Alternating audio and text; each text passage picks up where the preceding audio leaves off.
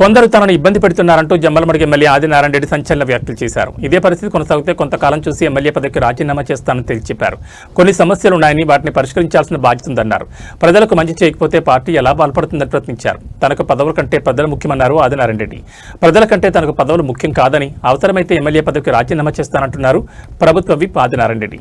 తాను అనుకున్నట్లుగా వ్యవస్థ సరిగా లేకపోతే రాజీనామా చేస్తానన్నారు. తాను కూడా కూటమిలో ఉన్నారని, కానీ కొందరు తనను ఇబ్బంది పెడుతున్నారని ఆవేదన వ్యక్తం చేశారు. అందుకే 100 రోజుల క్రితమే పదవికి రాజీనామా చేయాలని నిర్ణయించుకున్నట్లు చెప్పుకొచ్చారు. మరి కొంతకాలం చూసి తన ఎమ్మెల్యే పదవికి రాజీనామా చేస్తానని, కానీ పార్టీలోనే ఉంటానని ప్రకటించారు. జమ్మలమడుగులో జరిగిన బీజేపీ కార్యకర్తల సమావేశంలో ఆయన వ్యాఖ్యలు చేశారు.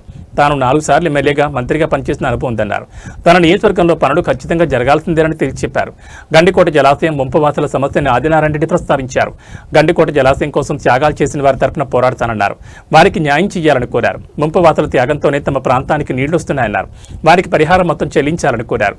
శ్రీశైలం కుడికాలువ నిర్మాణం, ఆర్టీపీపీలో ఉద్యోగాల వంటి సమస్యలపై తాను పోరాటం చేస్తున్నానన్నారు. స్థానికంగా కొన్ని రాజకీయ సమస్యలున్నాయని, అవసరమైతే తాను పార్టీ పదవుల కంటే ప్రజలే ముఖ్యమని భావించే వ్యక్తినన్నారు. రాజీనామా చేస్తానని తేల్చి చెప్పారు. మంచి చేయకపోతే పార్టీ ఎలా బలపడుతుందని ఆదినారాయణ రెడ్డి వ్యాఖ్యానించారు. నన్ను కూడా చాలా కొన్ని నాకు బాధలు ఉన్నాయి. నన్ను కూడా బాధ పెడతారు పార్టీ పరంగా.